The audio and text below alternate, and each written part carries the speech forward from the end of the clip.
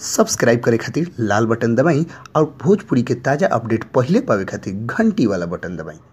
छपरा जिला भोजपुरी पर वालों के बहुत बहुत स्वागत बा। जी हाँ, एक भोजपुरी इंडस्ट्री से बहुत ही बड़ा खबर निकल के सामने आ रहा बा। वालों के बता दी कि 2019 में भी खेसारी लाल यादव के जलवा कायम रहे वाला बाटे। खेसारी लाल यादव और काजल रामानी के जोड़ी ही 2019 में धमाल मचाए वाला बा। ई बात हम ऐसे कह रहा बानी कई खेसारी लाल यादव के 2018 में एगो बेहतरीन गाना शूटिंग भइल बा जो उनके 2019 में रिलीज हुई। जनवरी के आखिरी तक ओकर टेलर आई। वालों को टेलर में गाना सुने के मिली।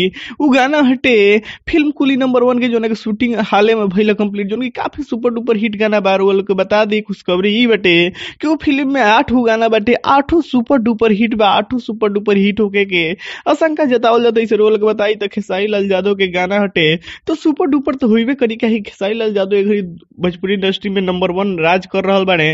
वैसे रोल के बता दी तो खेसारी लाल यादव के जैसे रोल 2018 में आशीर्वाद प्यार देनी, वही खेसारी लाल यादव कामना करता रहे 2019 में भी आशीर्वाद प्यार मिली। इसे रोल के बता दी तो खेसारी लाल यादव के गाना वो लोग बहुत जल्द देखे के मिली। अभी हमसे कोनो खुलासा नहीं कर सन काहे कि मजा ना आई जब ट्रेलर आई तो देखे के। ऐसे रोल के बताई तो बहुत ही सुंदर गाना बटे जो ना के अपडेट हमसे के देनी है सन की काफी सुपर डुपर हिट हुई। ऐसे वो लोग कमेंट करके बताई कि 2019 खेसारी लाल यादव खातिर कैसन रहे वाला बाटे।